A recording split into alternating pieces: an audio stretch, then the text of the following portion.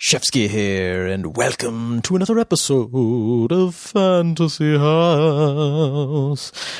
Fantasy House, it's the only not safe for work NSFW real estate podcast. It's barely a real estate podcast, though. It's really just an imagination podcast. It's like MTV Cribs, but like fake. Surreal AF, bro.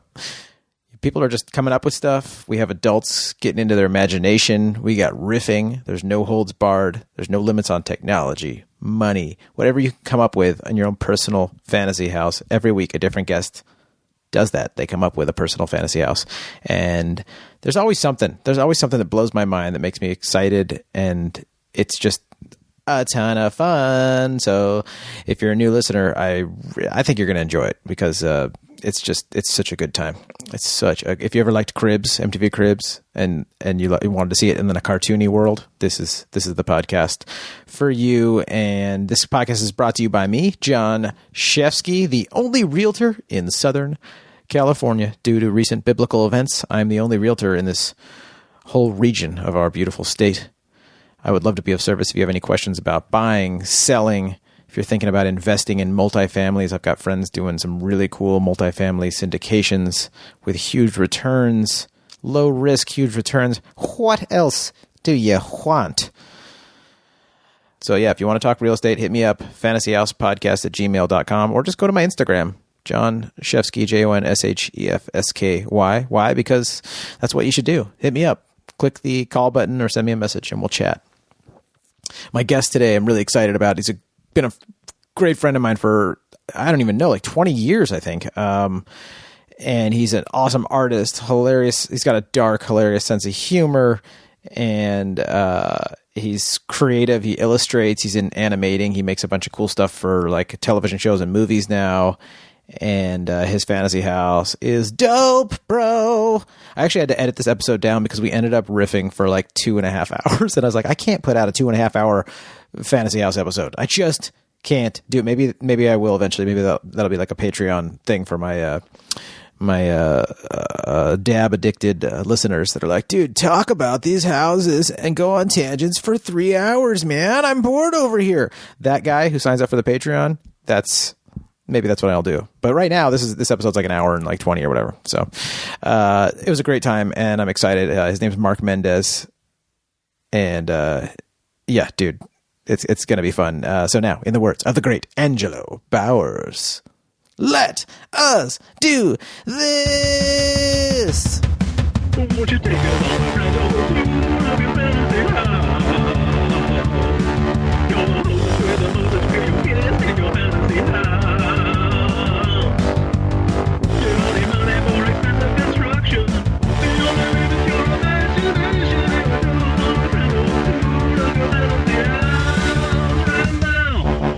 How do you best get inebriated? Whiskey. Whiskey? Oh, dude, whiskey is one of my favorites. Whiskey, I've learned over time that different alcohols will affect my mood. Is that real? Because isn't it just alcohol that's the active ingredient? I love when people say, like, when I drink tequila, I punch babies. And you're like, what? I don't know if it's all psychological. Like, just it's like, the smell of tequila reminds you of that time? Yeah, exactly. I don't know if like, I'm drinking tequila, so I have to be aggressive and happy at the same time. But like, I just imagine you like take a shot and then you're like, I turn back and look at you. He's like, wait, why? What are you wearing a sombrero for? When did you get the sombrero? Like just a double take? Tequila, man. As soon as you take it, it just appears. Yeah. You got the bandoleros across your chest.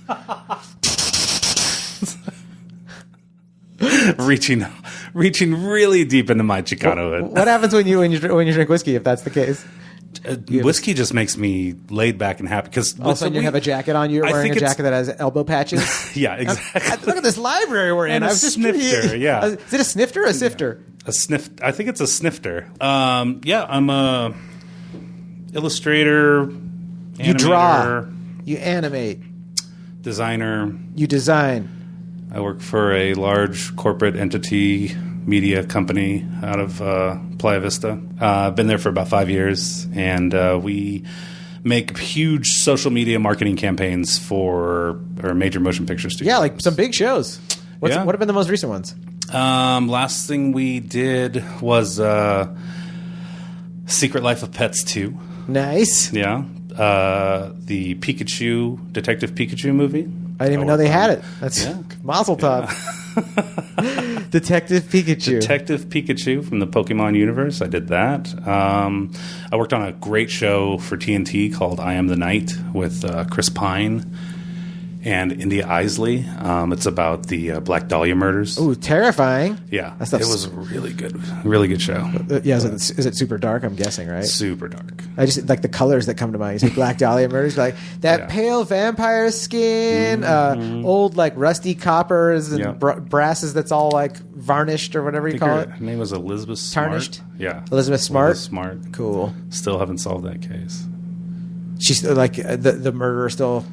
Well, I mean, they're assuming that they kind of know, like if you watch the show, they kind of know who the murderer is. Yeah. And this show alludes to that fact. Like, okay, we know who murdered. Yeah. Like, it wasn't just her. She was the highest profile, but there were multiple, like, murders in the same fashion. Yeah. Like, dissected bodies. And, like Jack the Ripper, scary, spooky stuff. Yeah. And it was, like, especially in the 40s, that was, like... considered extremely heinous. Oh dear. Her kidney, it's outside of her. That's not supposed to be like that. But yeah, no, like I had to do a shit ton of research like to make some of these things. So I was looking through like autopsy photos and seeing all these You're having all the same problems that the detectives do. You come home, your wife's like, what's the matter? You're like, nothing. It's another one of those days. Where's the bottle? Yeah. You live in like a film noir, like just dark world. No, I don't want to be happy right now. Put away the whiskey. Give me the tequila. Oh, Toots. You call your wife Toots? I just need a little space, Toots. Little comic book, like bubbles pop up around you. What was that like going through that, looking at like autopsy photos for a regular dude? You know, it's not. It wasn't that odd because. Oh, great! Blood makes you hard. Yeah. Obviously. How do you masturbate? I'm a meat and potatoes Americana. Just everybody's happy. Yeah. Right? Some people spin their hands. I slice it with a knife. Oh, my God. Thank you for ruining regular masturbation for the rest of us. No. I feel like I have one of those heavy metal dudes from Norway on right now. I'm mostly into cannibalism. That's what gets me off. Yeah. Okay, so... Seeing someone chew on You were okay seeing it? It didn't... Or is it the morbid fascination? I used to have that when I was a teenager, when I was like 13. Yeah. And I'd be like, I need to know more. Yeah. More about what like serial killers did. Yeah. It's like that whole Faces of Death thing. Oh, like, yeah. It doesn't feel real. Fascinating. Yeah. Because you're not looking at it like, hey, there's a severed limb right in front of me, physically in front of me. Like, that would freak me out. But, like, seeing pictures of it and just being desensitized to all the gore that we've seen in our lives, like through media, that didn't really affect me all that much. But it was mostly once I started to think about like, oh shit, this is a real person. Like I'm not just looking at a stage. Dude, it's crazy, right? Yeah.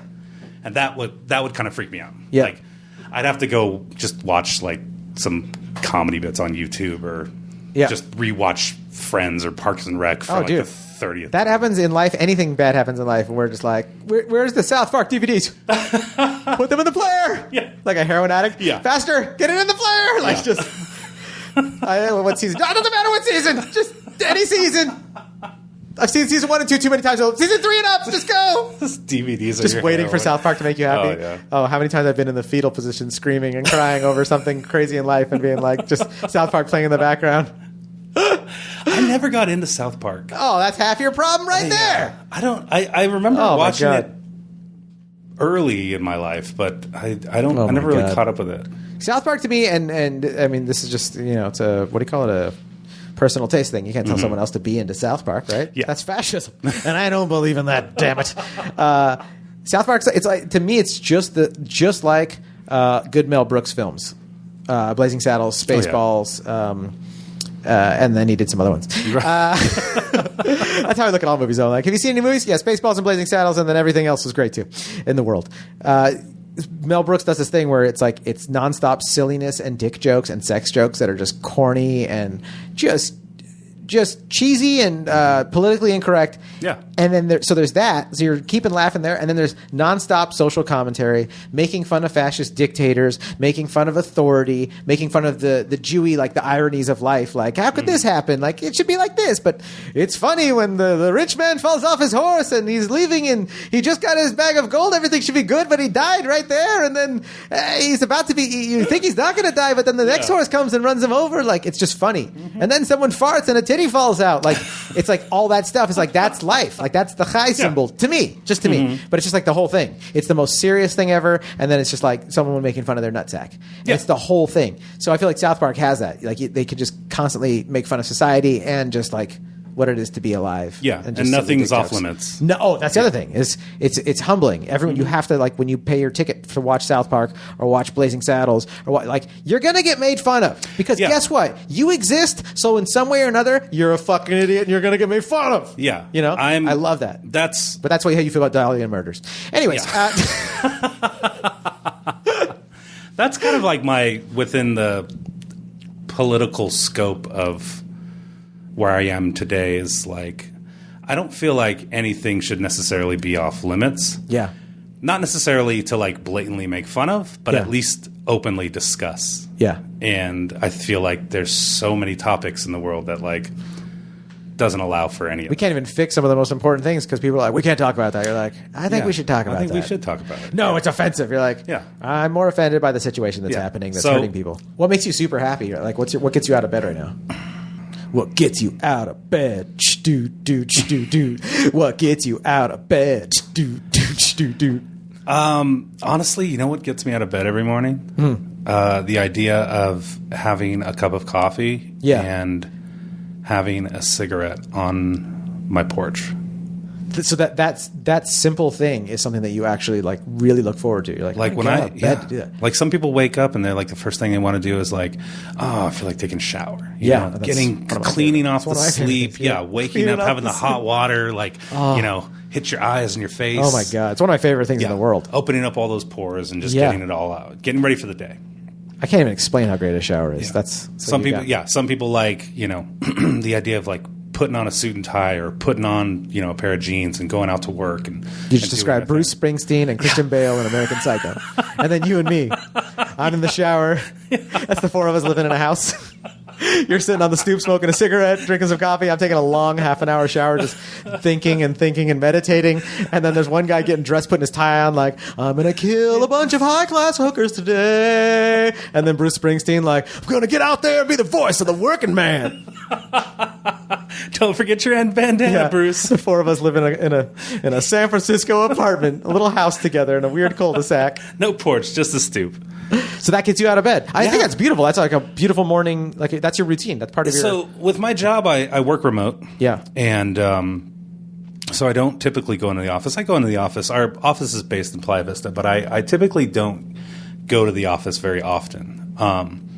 So I work from home. So I don't need to shower. I don't need to change. Other than I sleep in my boxers, so I have to put on clothes before I go out on the porch. Yeah, but you don't have to impress anyone, or you don't have to walk by and stuff. There's that old perv dude just standing in his boxers smoking with your long ass beard. Hey kids, what's up, bitches? You guys want a cigarette? Yeah, you want to see a dead body? Well, it's not your day because there ain't none. Very safe neighborhood. Have a good day at school, kids. Yeah.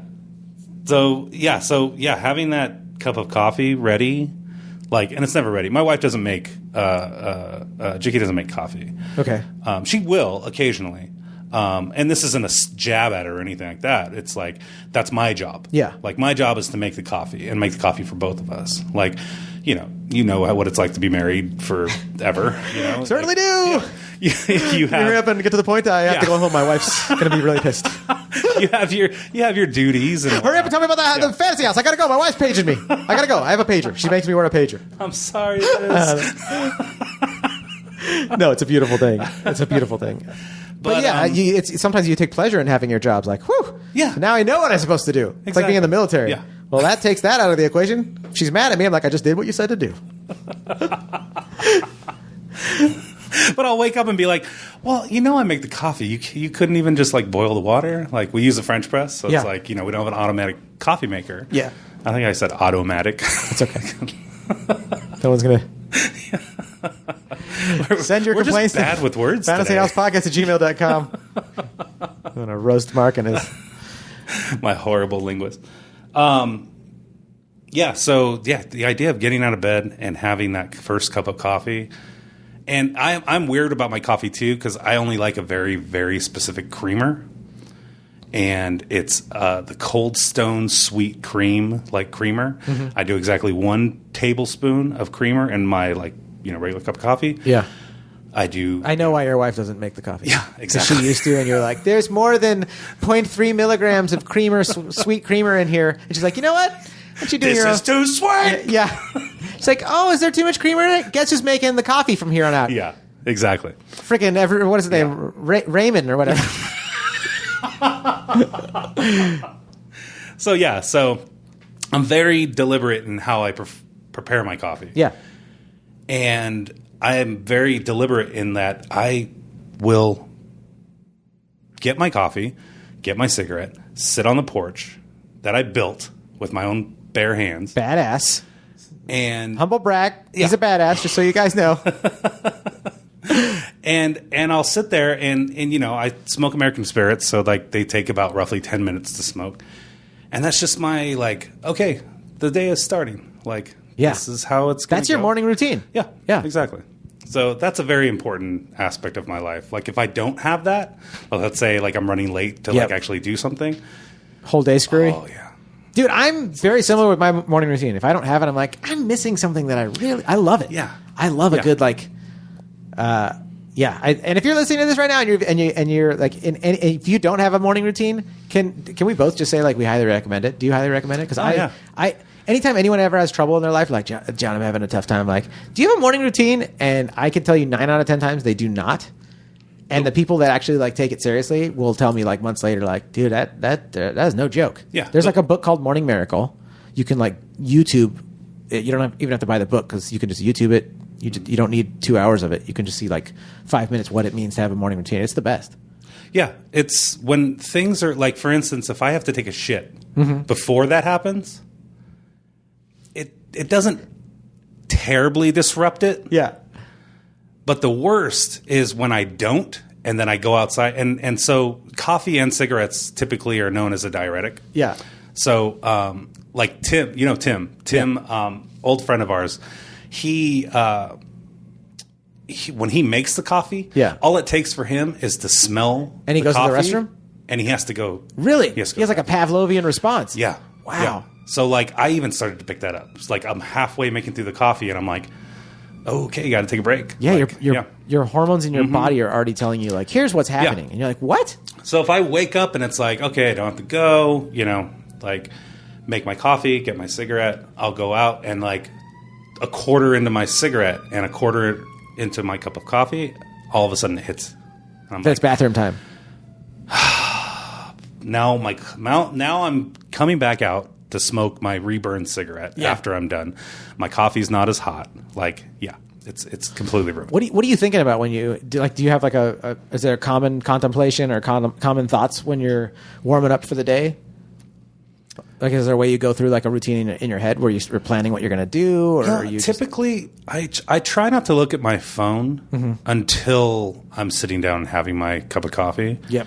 Good call. I agree with that one because one weird or even an email where you can't reply to that is I'm confused at what this is or this is bad news and I need to talk to someone but it's too early. Yeah, that can ruin your routine. Well, because I always say don't check your emails until you're starting. Exactly. I work with a lot of what you would consider pieces of shit. I'll fuck them up, man.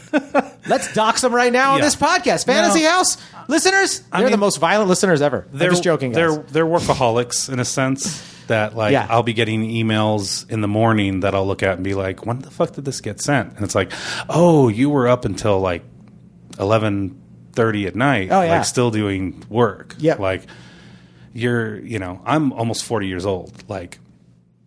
Some of these and it always bugs me when people say oh, millennials, they don't like to work, they're horrible at their jobs, and they're just a bunch of soft. Yeah. No, some of the hardest working people I know are actually millennials. Oh yeah, it's actually a problem. Like they're like work addicted. Yeah, people aren't having sex anymore. Like I'm not kidding. There's been some stats. Japan's like worried that they won't have enough people because everyone's just like, I'm at work or I'm going home from work, and you're like, huh? And they like, don't have relationships. Like, I know tons of insane hardworking millennials. Yeah.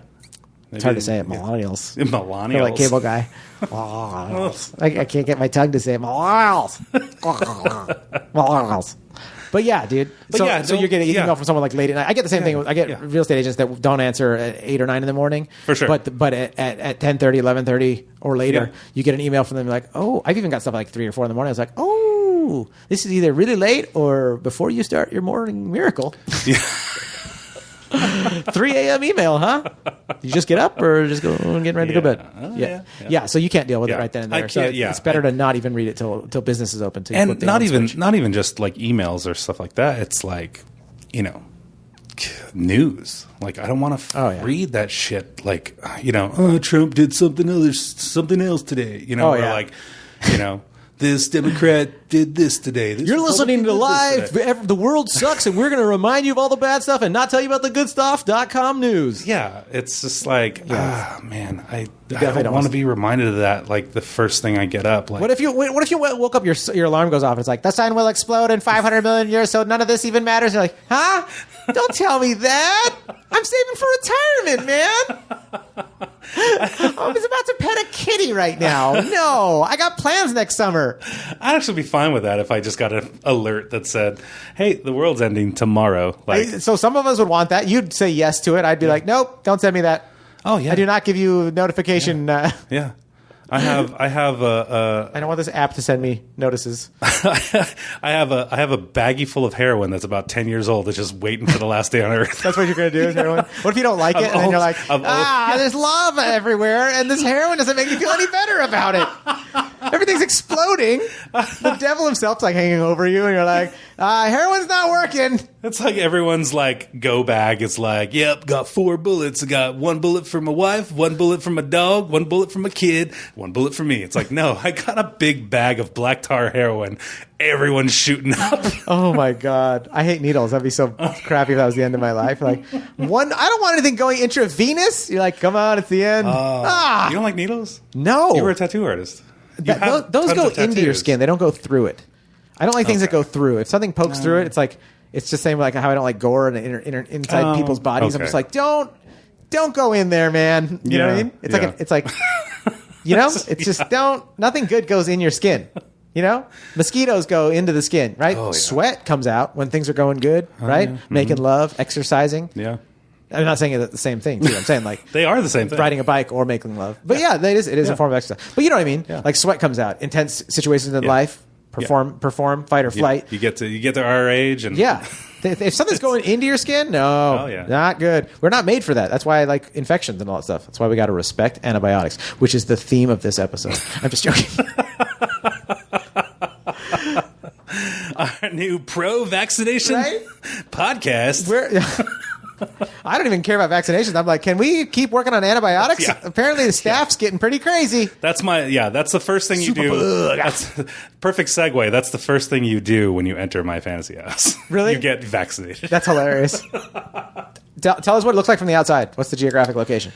The geographic location of my fantasy house. I should actually say fantasy compound. Okay. Because it's about 50 square miles off the Oregon coast. Nice.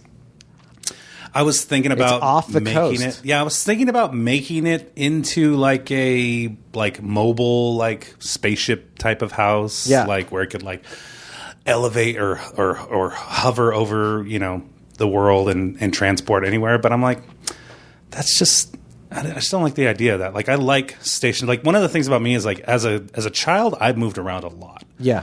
Like I was born and raised in Pomona, Chino area, and then moved to like Murrieta, Temecula area, and then moved all the way to Portland, Oregon, and lived all over the place in Portland. Like I've lived in at least like maybe 10 or 12 houses, and I'm not like an army brat or anything. So it's just my parents never wanted to stay stationary.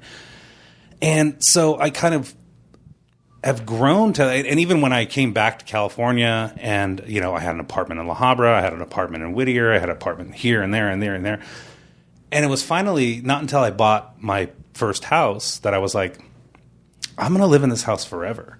And my wife is like, no, we're not. Like, we're going to probably sell this thing in like 5 to 10 years. I'm like, no, I think I'm going to stay here forever because I feel rooted. Yeah. Like, for the first time in my life, I feel like I have a place to just set my roots. And my wife, she's lived in she grew up in the same house for, about 19, 20 years. And then she moved to another house. Yeah. And lived there for like another 10 years because we didn't get married until she was about, 30. And that was like, I have a bunch of friends, like a lot of my friends in Portland, like, fuck, they've lived in their house all their lives. Yeah. I'm like, you've lived in the same house. You lived in the same house for like almost 30 years. Yeah. Don't you just hate it by now? Like, yeah, I need a new house, man. This place is boring, but no, they love it. Yeah. For instance, one of my oldest friends, Rob, he's actually my business partner. We run that nonprofit, the Burn the White House. Yeah. We make T-shirts for Bernie Sanders, the Bernie Sanders campaign. Burn the White House with an E, folks. Yeah. Yeah. NSA, if you're listening. BERN, Burn the White House. This isn't a call to violent action. No. That's not this kind of podcast. Exactly. BERN for the Bernie fans That's out there. Right. So he has lived in his house since he was born, basically. And his parents retired. He got married and had a kid. And his parents moved to like a condo in Portland. And he stayed in the same house. And he's, our age. Like he's almost 40.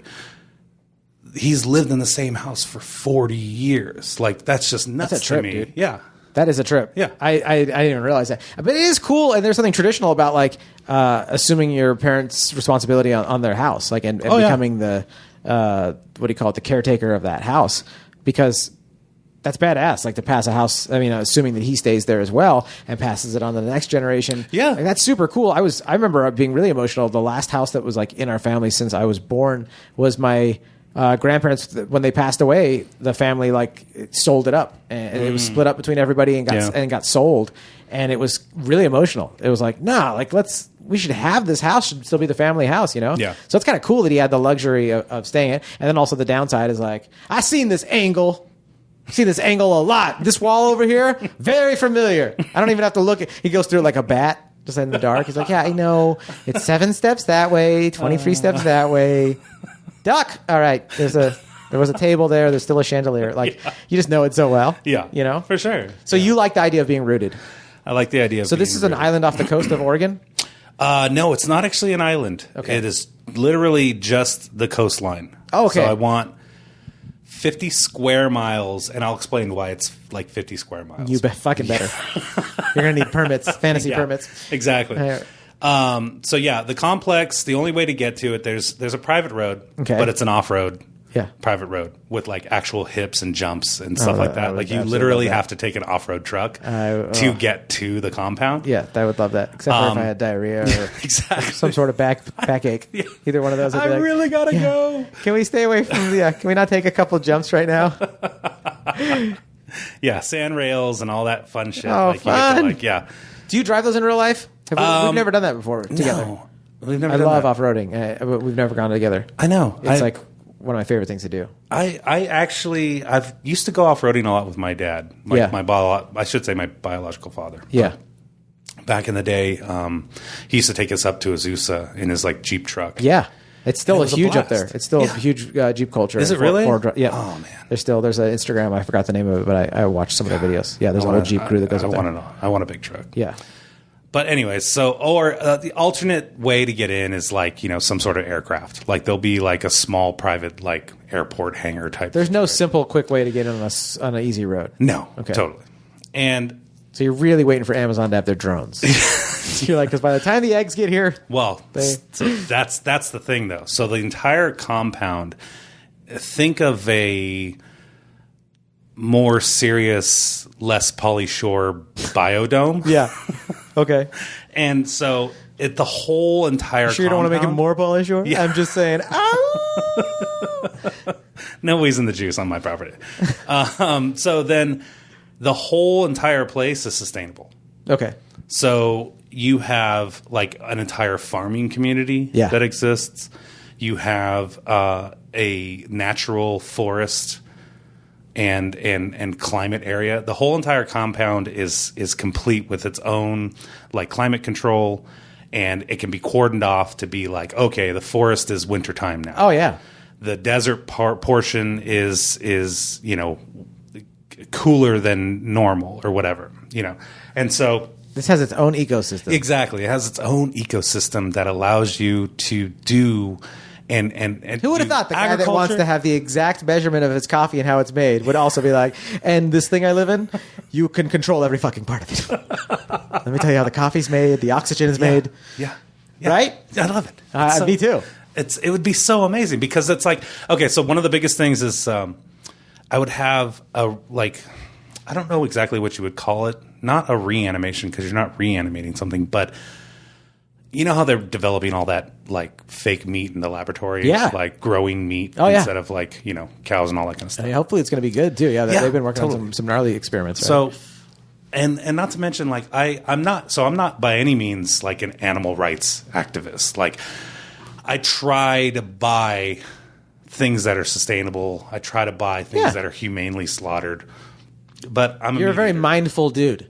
Yeah. Yeah. And I'm also a big proponent of people actually doing the dirty work once in their life. So like Andres, one of our oldest friends, Andres, he was a chef for a long time. And we had always had plans to actually go to a farm and slaughter our own pig. Yeah. Because the idea of like you see the videos like, oh, these cute little piglets and these pigs are that's what you're eating. So it's like you're eating that. You owe it to yourself to have the ovaries to go and actually go and exactly. If you're going to get the reward, right? Yeah. I thought the same thing for myself. Where I'm like, man, I'm like so sensitive to animals, but then I'm like, I eat meat all the time. It's like, would it change me if I was supposed to go hunting with Kamel's dad, but he passed away. He was like, he was going to break my hunting cherry. Yeah. He was going to be my man. And so now I'm like, I don't know any other men that I trust. Yeah. So that's or women. No offense. I'm sure there's some big burly lesbian hunter chicks listening. What about me? She's got like a mullet and Oakley sunglasses. And like I'll take you. She cocks a shotgun like, I eat all kinds of turkey goblets or whatever you call them. And I'm like, yeah, you too, lady. I don't even cook the neck. Yeah. Oh my God. She just eats raw turkey. She's the burliest lesbian ever. She has a tattoo that says raw turkey on it. And you're like, what does that mean? She's like, why don't you come hunting with me? You'll see. She's got like weird breath. You're like, I don't know if it's bad. She's got this weird breath. She's a big lesbian turkey hunter. Oh yeah, this is with a mullet and fucking Oakleys. But her too. It's a sacred thing, and there's something about like indigenous people seem to have it down pretty well, where it's like they have a balance of like. Yeah, totally. They're willing to go through the psychological torture of being a murderer. Yeah, exactly. Because they're going to eat. Well, that's the thing too. Is that I think no offense to anybody that's a hunter out there. I love you guys. I eat your food all the time. I don't understand how people can get so jaded around animals. Like you watch the videos where like this, asshole is working on a farm, kicking calves and like, that kind of, it's like, really? Who knows? I mean, dude, with psychology, you just don't even know. It's so complicated and so simple. But like, depending, when people are miserable, they act different than when they're living in joy and in peace, and you can see it in your own life in smaller ways, but you imagine someone like that's abusing animals on a farm, those people they catch on video or whatever, like who would grab a poor little duck by its beak and throw it around like that? Yeah. But it's just different. Well, you get jaded. We adapt. Just like any other job. You adapt and overcome to survive. Just like any other job, you get jaded. Like you hear about like the nurses who like mistreat their patients. Because they've adapted to overcome so they could survive what they have to do to be the nurse or whatever. Like you lose part of your humanity very easily in many things in our society. You know what I mean? It's just easy to look at our shirts. Who knows who sewed this? Was it a happy person or actual like a slave in a sweatshop? I don't even know, but I was like, I like the colors on that. It makes me happy. And I bought it. I didn't do any research to find out if a very unhappy person made this. Am I supporting something evil? I don't even know. So you have to sell some of your soul just to function in our crazy world. Yeah. Like I try my damnedest to boycott as much potential shitty products as there is. called girl cotting now, just so you know. The future's female. Yeah, bitch. And then I slap you with the microphone. Yeah. Get out of my office. But yeah, so you try to be mindful of the things you buy. That's the whole idea of this compound. Okay. It's all sustainable. Everything is made in-house. Nice. So like, for instance, I'm not a hunter. I've actually never been hunting. I've always wanted to go hunting. Maybe we should go together with a pro at some point. Yeah, that's right? a fucking great idea. Let's do that. That'd be fun. So, you know, I have another friend who is an avid hunter. And he, like, it's a lot. I just pictured a guy, like with a bow and arrow, like, looking for computer hard drives. Editors. That's an editor's joke. So he's a hunter, and he still has like feelings for the animal. Like, yeah, there are many people that hunt like that. Yeah, he kind of blesses the animal. He kind of thanks it for its And I always the goat's looking up, and I'm like, yeah, thanks for the fucking prayers, buddy. Go ahead, slit my throat. Fucking yeah, piece of shit. Every day there's like a million Al Jazeera videos of like poor little animals that are like, yeah, you slit my throat. Thanks for doing a prayer. You really think my spirit's the thing I'm worried about right now? You're going to have to cut my fucking neck off. They always say, like, it's peacefully done. Yeah, they fucking feel it. My brother was at a farm for I got a Mexico. paper cut the other day, and that shit fucking That shit hurts, yeah. And they go like, oh, it's very sharp. He doesn't feel it. Like, really? Dude, my brother was on a farm with his wife. She's Mexican, so they go down to Mexico, and some of their family like lives in like deep parts of Mexico. Yeah. Where like when they barbecue a pig, they kill the pig, and the way that they make it bleed out.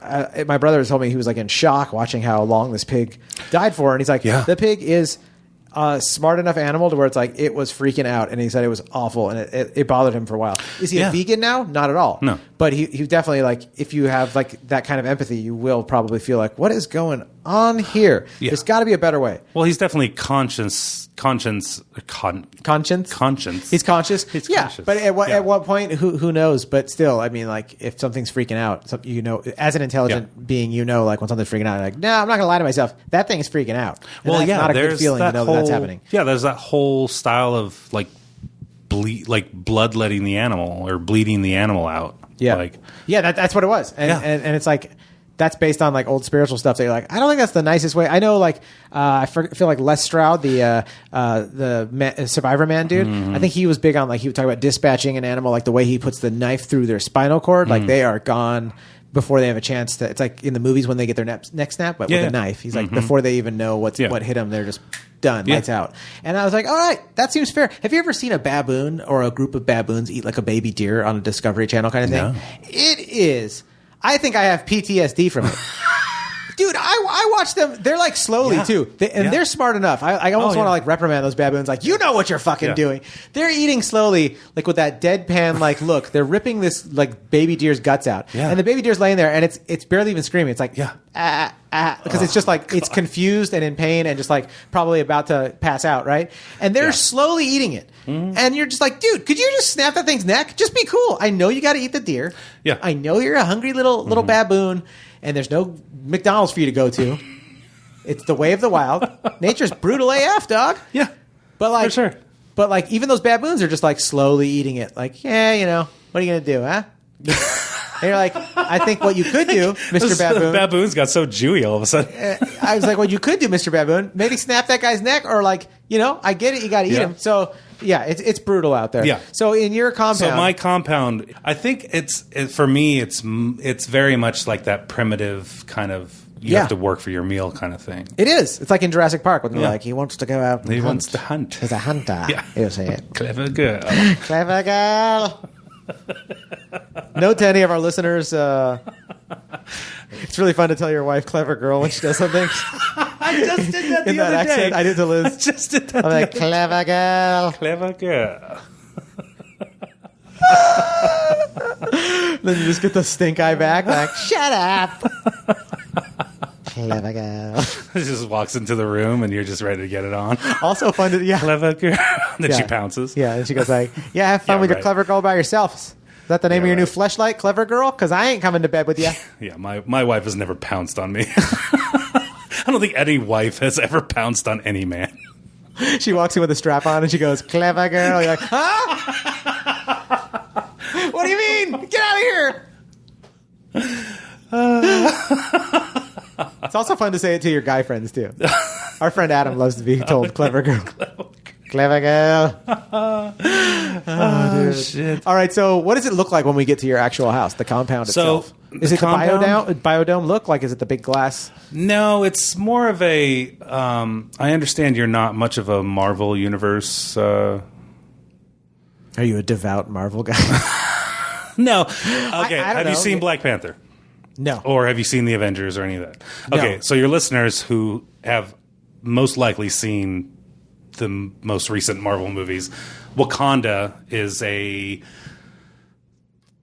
country society that is kind of protected from the rest of the world, and it has kind of like this cloaking type of... Interesting. That's cool. Yeah, it's like kind of like this cloaking mechanism that cloaks the entire city or civilization from the rest of the world. So it looks like just like a big chunk of forest in the Sahara Desert and like whatever, wherever it is, like somewhere in Africa. This is in Black Panther, so this is... Because I've heard of this before. This is how they kind of evade being noticed. Yeah, exactly. That's how they... Yeah, so everyone in the world thinks it's just a very rural farming like country, but really it's the most technologically advanced country in the world, but it's just hidden from the rest of the world because they're trying to protect the rest of the world from like destroying itself with this. Oh God, no wonder that movie was such a big hit. Dude. Yeah. Everyone's just like craving that for reality. For sure. Please let Wakanda save us. I don't know if that's a good Marvel style song. Is it a musical? No. I don't watch a lot of comic movies. No. Oh, Wakanda. I mean, there's I'll forever be grateful if you save the planet. Everybody else is fucking it up. Oh, Wakanda. Oh, Wakanda. Oh, man, you need to fucking record that shit. Right? Send it to Marvel? Yeah.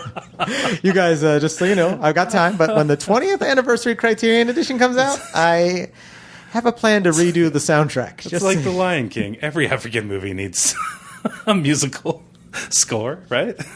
Lion is a Disney movie. Oh, yeah. Well, so is Marvel. Marvel's a Disney movie, too. Yeah. Oh, Wakanda. Oh, Wakanda.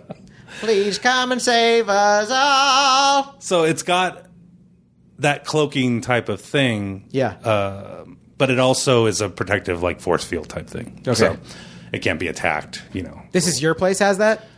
That's what the Wakanda. But, yeah, okay. Basically it'd be similar to that. I don't think I really need, like, a defense system because, I mean, I don't imagine a lot of people are going to... I hate to be the one to break it to you, but... I don't have a lot of enemies. I'm from Wakanda Defense Technologies, and I just got to tell you, in times like these, you can't afford not to have this defense system. Yeah, I think whenever I think about, like, oh, man, my fantasy house, this is what it would be, it's always a post-apocalyptic situation. Okay. Because it's like, oh, yeah, I'm going to have huge cement doors that are going to, like, close the entire house. No one's coming in here. Yeah. Okay. So, yeah, I guess I will add that defense program as well as the cloaking, you know, whatever. You might as well, right? Yeah. This is Fantasy House. You can afford it, right? Yeah, exactly. What's the monthly payment on that cloaking device? Yeah, sign me up. Yeah. That's fine.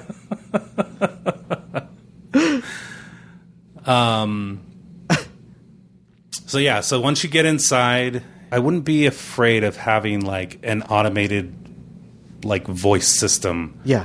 That welcome home, Mark. Yeah, not even that as much as like just a system that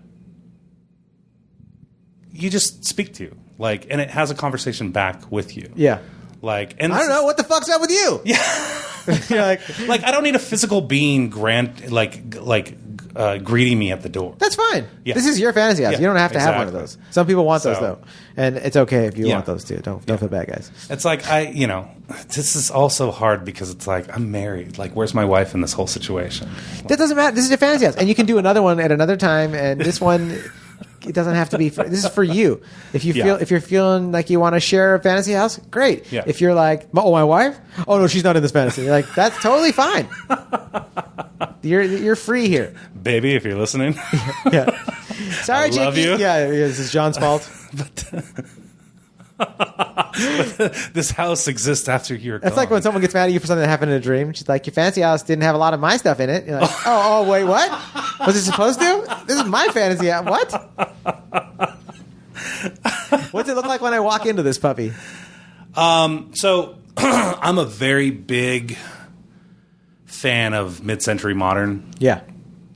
I love I don't know. My wife's going to kill me. She is like, she's architecture. She's the editor of Atomic Ranch. Like she knows the names of all this stuff. I feel like she's going to kill me too when she comes on the podcast because I'm going to be like, what do you call it? Is it a foyer or something like that? So like, I love like the Wexler style or like the sawtooth roofs, or the accordion roofs, I think it's called. I love an A-frame. Like an A-frame house is just like, I just love that tall, like, I think it's called a gable. The tall gables, yep. I love gables too. Yeah. We have them at my house, my living room. Like you lay down and you just like you can look up at the open window and it just looks like the sky. It looks like you're in the castle in the sky kind of thing, like you're floating. Like I love those architectural elements. Yeah. Oh, I love it. I don't necessarily want it to look like a standard like ranch style, like or like a mid-century ranch style home. But there's a gable. And things. How tall is it? Really tall because the house itself is like a multi-level. Like, marketing scheme that I shouldn't get involved in. It's a multi-level situation, but it's mostly just a single-story situation. Okay. So the entire compound is single-story, so you can walk through it, just breeze through it really easily. Yeah. You walk through, like, when you first enter, there's a foyer, space to set your keys down or, whatever. Take a deep breath. Exactly, yeah. What's it look like? What's the flooring in there? I love concrete. I love the finished concrete. I love like super smooth, like high polished gloss. concrete. Oh, yeah, polished concrete. The walls, maybe some like slat wood paneling to like kind of offset the harshness of the concrete. You got to do that. Yeah. Sometimes people forget. For sure. Got to make it organic. Yeah. Get some earthy stuff in there. I want it to be very open and bright. So, like, whether it be like a retractable skylight or whether it be like, drop lights with like some like super warm LEDs, like that kind of thing. Just very bright when you walk in.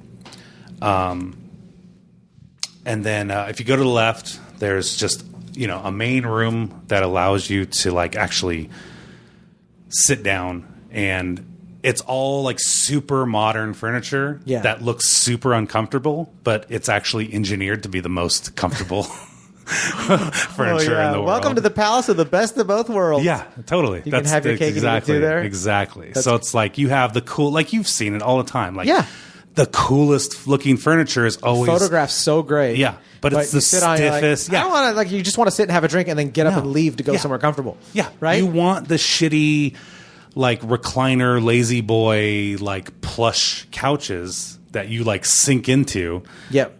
That have cup holders and refrigerators built into them. Yep. I want that, but I want it to look like the cool, Eames style, like modern Danish modern furniture that has super sharp lines and is slick. But when you sit in it, it feels like you sink into it. Yeah. Like that's the dream. Beautiful. Yeah. Then next to that room is the shitty room. The shitty room is all of the shitty, ugly furniture that is actually comfortable. With a huge giant TV, and you could basically throw your trash like on the floor. Yeah, that's the beauty of this room is you don't have to give a shit. Yeah, totally. Okay. Yeah, and every time you leave it, like little tiny robots just come out and clean up everything. Gotta incorporate little tiny robots. Yeah, of course. Sure. Yeah, it's like a total like Pixar WALL-E situation where WALL-E comes in with his little scooper and picks up all the garbage and compacts it in another thing. And then you have like little mop guy that comes and like scrubs all the shit that's around, like little shit. Like I will just shit on the floor in this room. That's where this got weird. Yeah. But I was like, oh yeah, you throw your peanut shells on the ground like that really that overpriced steak restaurant we go to. And you're like, no, I take dumps on the floor. I'm like, whoa. No, yeah. Whoa, man. Yeah. Like that, literally like a pig slop filth room. So you have a pig. That's the name of this room, the pig slop filth room. Yeah. But there's tiny robots that keep it clean. Yeah. So you can come in and do your dirtiest again and again and again. Because again, this is a sustainable house. I don't want to cause infection and all that kind of stuff. Good for you. Thank you. Right? Thank you for keeping it. Yeah. I just want to shit in the room. I don't want diarrhea in the room. Good Lord. This is an NSFW real estate podcast and proud the fuck of it. I don't think we've had a single episode that someone hasn't talked about taking a dump, having the shits, what their toilet's like, how they're going to dump in it. This show, after a while, I was like, oh, it's one of my favorite parts of the episode. I was like, yeah, but how do we shit in your fantasy house? Like, that's what I should change the show to. Fantasy bathrooms. Yeah. And the entire compound, like, you can shut off every light, like every ambient light within the 50-mile radius of, Oh, yeah, I forgot how giant this fucking compound is when you said 50 miles. Like, 50 acres, crazy. Wait, 50 miles? What are you fucking... Yep, you are. Okay. You can shut off the lights for 50 miles. My fantasy. Of course. No, please. I'm not making your coffee. I'm not messing with any of your stuff, including your fantasy. Yeah. So far, this house is kind of small to be sitting on a 50-mile. I think you like that. I think you enjoy that. I do like it. You get so much space. Yeah. I can see them coming from 30 miles away. Did you ever see Ex Machina? No, but I've heard it's an amazing movie that I should see many times. I've had kids for the past 3 years. I haven't seen anything. Oh, yeah. I watch maybe an episode of Mighty Boosh once in a while on like a late night, a 9:30 night with my wife. Do you have Netflix or Amazon? Yep. That's Hulu's where I watch that. Mighty Boosh or Rick and Morty, maybe an episode of 30 Rock with the wife. So Ex Machina, I think, is streaming on Netflix. We have it. I mean, we have it at my house. It's sitting there. Okay. I mean, that's how hard it is to watch a full movie right now. Oh, damn, dude. And my son will want to watch like Mud Trucks, or he likes watching Demolition Derby. Let him Mud watch Trucks. Ex Machina. It doesn't get too bad until around the end. I don't think it's about letting him. At that age, it's like he just wants to watch. He was like, Daddy, I want to watch Mud Trucks. And I go, oh, all right. Even though I've seen Mud Trucks so many times, like, what do you think's going to happen? They're going to get stuck. But he loves it. Yeah. So, I haven't watched any movies for a while. Damn. So, tell me about Ex Machina. Ex Machina is basically a movie about Turing AI test, right? intelligence. AI, Turing test. And what it is and whatnot. Yeah. And so, not necessarily the robots, as much as I want, like, hot, like, lady robots walking around my house all the time. And, if I'm taking into consideration my wife, like hot male robots, naked male robots walking around. I think it's for you too, but yeah, totally. It's fine. Like I said, don't have a problem with dicks. Look, if you're gonna experiment with your sexuality, do it with a robot. Yeah. All right? No, I'm not emotions. Gay, but Jude Law and AI, I'll go out for a drink with him. Yeah, sure. Why not? Yeah, that blue hair. Yeah, I'm into it. Sexy blue hair, but I'm not into him. But that hair is fire, dog. I take a whiff of Jude Law's hair. I can do without the pretentious English accent, but... Well, we both get aroused by different kinds of men then. But I'm not gay. Anyways. So thinking... So you'd have a bunch of dudes and chick hookers walking around your house? Okay. No, well, they wouldn't be hookers. Robot hookers, I meant. Yeah. That's still hookers. Sex workers. Sex robots. Walking around. So anyways, it goes into this, like every part of this house, he's got like natural things built into it. So like he's got like super thick, like... Who's he? The owner of the house in the Ex Machina. Oh, we're talking about Ex Machina? Yeah. Oh, okay. So. Oh, no, now I'm finding out too much about the movie. No, it's just he has like, the house he lives in has all these natural elements that are kind of built into the house. Yeah. That's something I'd really want to do. Like... natural rock formation. Oh, I love that. Yeah. When they build into the side of a hill and they leave the rock as part of the wall, I love that. Yeah. Love it. That's so cool. One of my favorites. But my biggest thing about this house, and I think this is by far my favorite thing, like I really legitimately want to buy this, like do this. I don't even want this to be like a fantasy. I want this to be a fucking reality. I want to shower like in the forest. Oh, rad. Like I want to build like a full plumbing system that allows me to like have like a full shower bathroom experience. What a trip. Yeah. In the middle of the forest. Or like in the middle of the desert. Or like in the middle of like the snow. So is this like a themed room where if you had like an architect build you something like the size of a like a practice basketball court, right? Yeah. Like and it's just themed to be a forest. Is that good enough? No. That's not what I wanted to hear. Yeah. I don't know how we could get this thing built for you. I don't know why I'm stressing about it because I mean, I have to ask somebody at the brokerage to do that. It's not. Yes and no. So to be a little candid, I love being naked. Yeah, who doesn't? Yeah. I love being naked too. It feels great. Being nude is great. Like, I'm not the best looking, fit guy in the world. I don't have the body of The Rock or anything like that, but I don't give a shit. Doesn't matter. I fucking like love. I just love to be like in a towel. At the most a towel.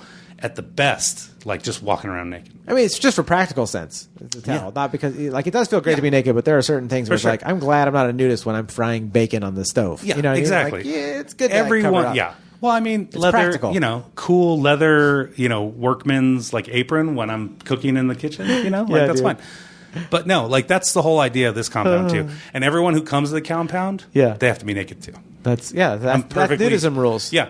And so me and the fantasy house crew right now, we're all naked. Oh yeah, you're like telling us to strip down, and we're like, okay. So like the camera guy's holding a freaking camera, and we've all got headphones on, and I'm holding a microphone. We're walking around like, look at this place, but we're naked. But at the same time, I'm a very inclusive person. If you don't feel comfortable doing that, I understand, and I'm perfectly willing to allow you to be on my property clothed. Okay. Like if that's just for it's whatever you're comfortable. I'd probably be naked with you. Yeah. So if you're listening to this right now, you're probably like, what the hell did this show turn into? Is Jon naked with his buddy Mark while he's touring around a trippy ass 50 square mile? You're acting like we're not naked right now. Mark, folks, he's riffing. Is there a kitchen here? Yes. So the kitchen, if I'm factoring my wife into the fantasy house, yes, there's a massive kitchen with every appliance you could possibly imagine. Why is it if you're factoring your wife? You wouldn't even use it if there's a kitchen there? No, I'd have a huge outdoor kitchen. Okay. I would grill, I would smoke food. Like that's all I would do. Yeah, so tell me about both these kitchens. I want to hear about your wife's first. Since we're so my wife's kitchen, she loves to bake. She loves to make like very she likes to make different types of food. I'm a very I like burgers, burritos, tacos, and pizza. Like I could eat those four things for the rest of my life. That's it. You're good on that. Okay. Totally. Aside from having like what we were talking about, steak and pork chops and stuff like that. Like, but your menu is super. It's basic. It's like that's what I like. Okay. Yeah. Like on a daily basis, I'll make myself some eggs. Wrap them in a tortilla. I got breakfast.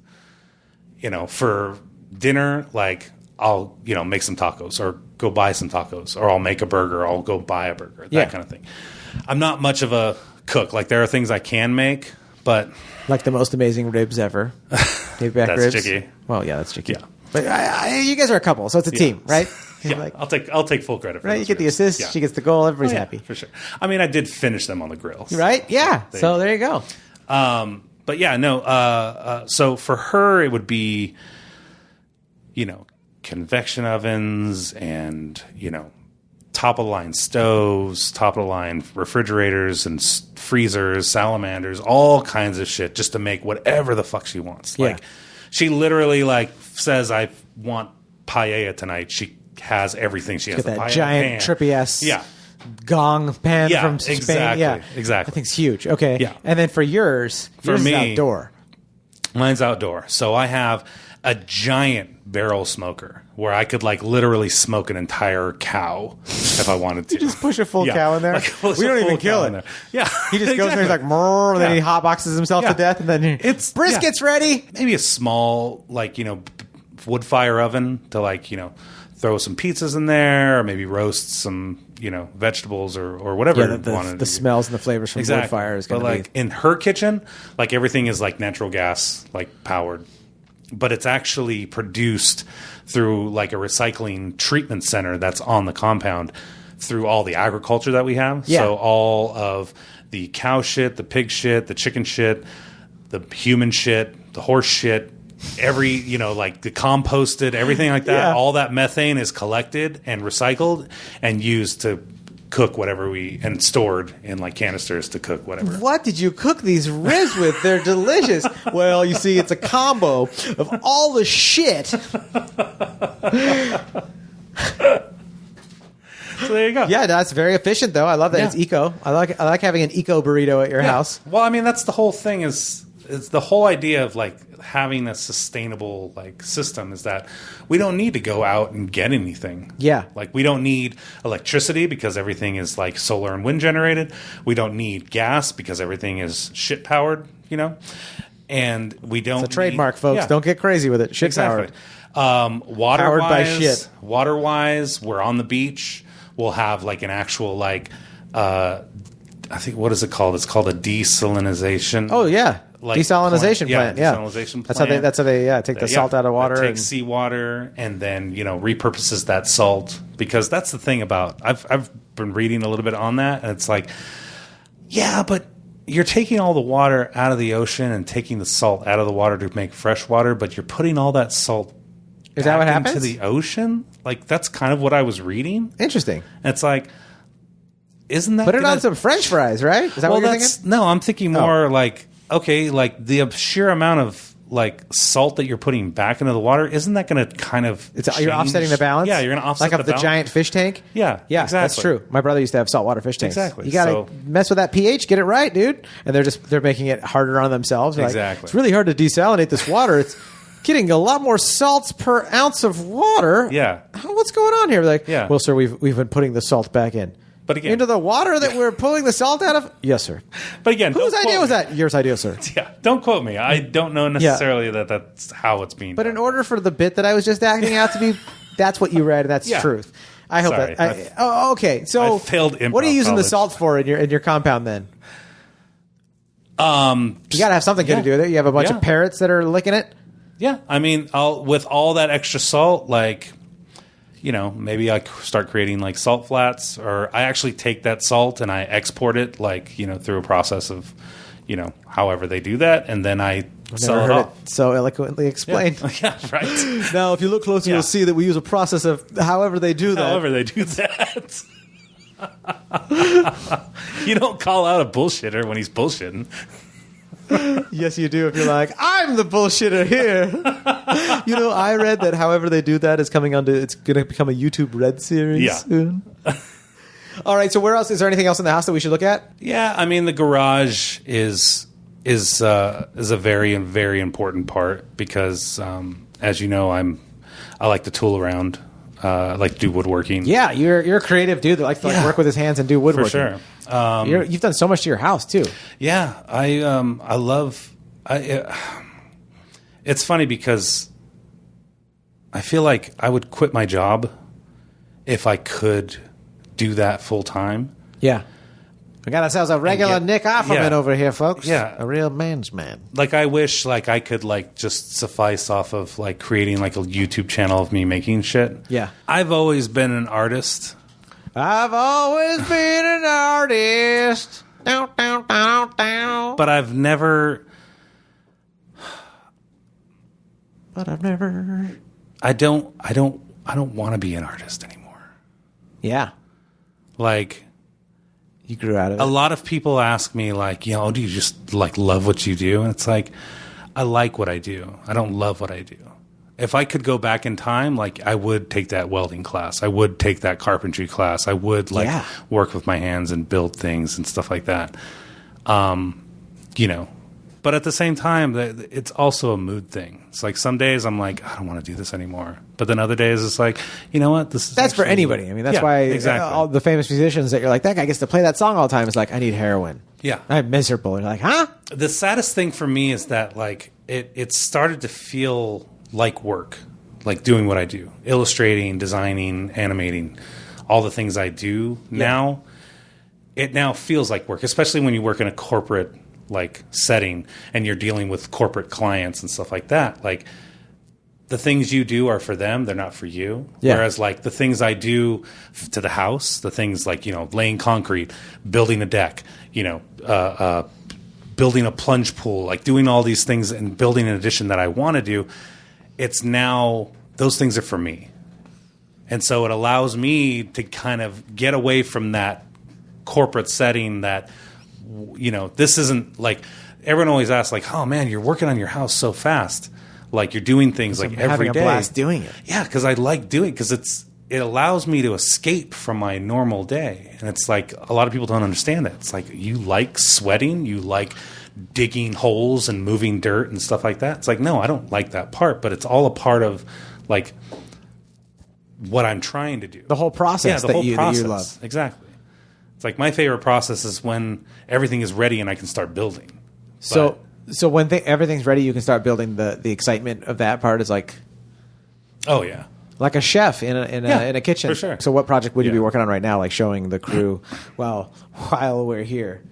I'd be focusing on showing some of the furniture that I've built. So in woodworking, the saw that everyone uses nowadays is this table saw. It's called the saw stop. Okay. And the saw stop actually has this function to where it's electrically charged, so that if it grounds out on something like, let's say, metal or your skin, which is a conductor, it will stop the saw by shooting this giant like brake pad essentially into the saw blade, and it stops within like 1/1,000,000th of a second or something. Wow, it's like airbags for a saw. Yeah. So like, let's say like you're pushing a piece of wood through and your finger's just a little too close and you're about to saw off your finger. Any other saw, you would just saw right through your finger and your finger would lop off. Before you could feel it, the action would happen, and you'd be like, Exactly. Something just happened there. With this, you would get nothing but a tiny little nick on your finger, and the saw blade would stop automatically and slam down into the machine. Wow. Like, it's a fucking amazing thing. And it's like apparently saving people it's saving millions of fingers a year. Wow. Like in wood shops and construction sites. I had no idea about this. Yeah. This is like a new invention that like... it's been around for a while now. But now it's like standardized? It's kind of standard. Like most, like if you're not working with that, like, people are like, what the hell's the matter with you? Yeah. Exactly. You don't like your digits? Exactly. Yeah. So like in a wood shop, you have a bunch of different tools. Like you have like a joiner. A joiner is like a flat piece of machine. It's kind of like a planer. Yeah. It's kind of like a planer, but it's a joiner's like a planer. Yeah. You guys get it. Everyone's like, huh? So what it does is it basically you run it through and it actually creates a reference face, so it flattens out an edge of a piece of wood that you're working with. Okay. So that you have a perfect flat square edge to run through like a table saw or run through, or a route or a planer, that sort of thing. Okay. A planer is what that does is it actually takes off the top layer of the piece of wood. So this is a very Could they just call it a thing. D-topper? Yeah. Like, why do they have to a planer? I guess it makes it planer. Yeah, this is a very visual thing. So do you have all this stuff inside your wood shop? Is that what you're saying? All this stuff is in my wood shop, but it all has the technology, the same technology that the saw stop has. Oh, that's what you're good at. Yeah, I was wondering so what I you're could good literally put my hand into any one of these machines, and I would never get hurt. Your hand, or is this your way of telling us this is the nudist-friendly wood shop? There you go. No. That's right. If your balls even get a millimeter away from this saw, everything stops. I think I would have to require clothing. Maybe it's just coveralls at the most. Okay. Because, you have a lot of wood chips flying around. Like, no one wants a splinter in their dick. Like, oh, dude, they call it a dick splinter. Splinters, yeah. Not so much. I'm surprised we don't use that slang more often in this world. Like people complaining about their boss, like, that guy's such a dick splinter. No one really says that. Maybe they say it in nudist colonies. Yeah. They're like, God, the guy who runs the What's HOA up, here. Splinter dick? The guy who runs the HOA here is such a freaking dick splinter. I got a ticket for parking in front of my own house. Like, where can people find you? You can find me and my homeboy Rob and our Bernie support page at Burn the White House. Spell it, though. BERNTHEWHITEHOUSE.